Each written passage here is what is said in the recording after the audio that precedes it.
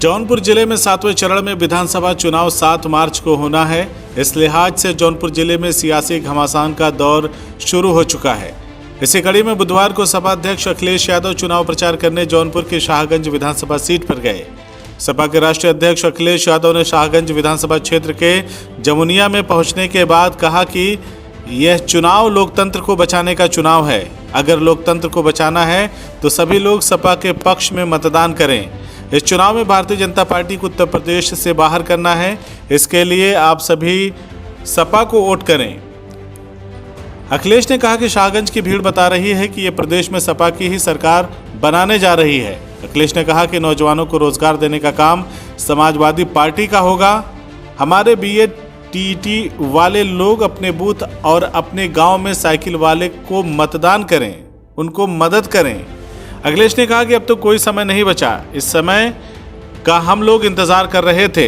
ये छोटा चुनाव नहीं है, ये देश का सबसे बड़ा चुनाव है। ये बदलाव का चुनाव है।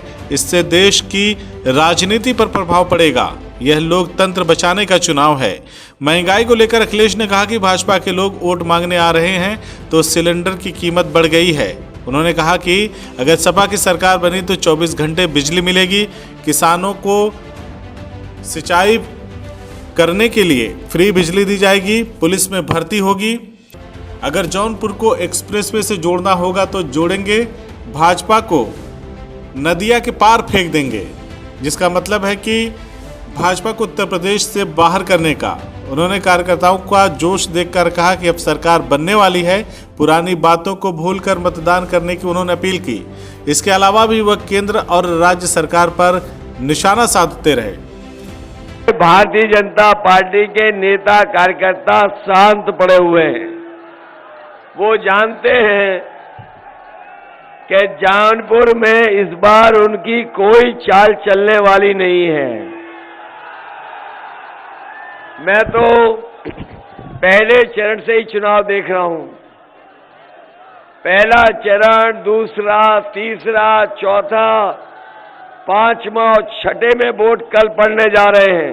नौजवानों, हम ये कहना चाहते हैं कि अगर आज के समय पर कोई टेक्नोलॉजी को नहीं जानता है, इंटरनेट को नहीं समझता है और हमारे मोबाइल और लैपटॉप की कीमत को नहीं समझता, तो वो बताओ प्रदेश कैसे चलाएगा।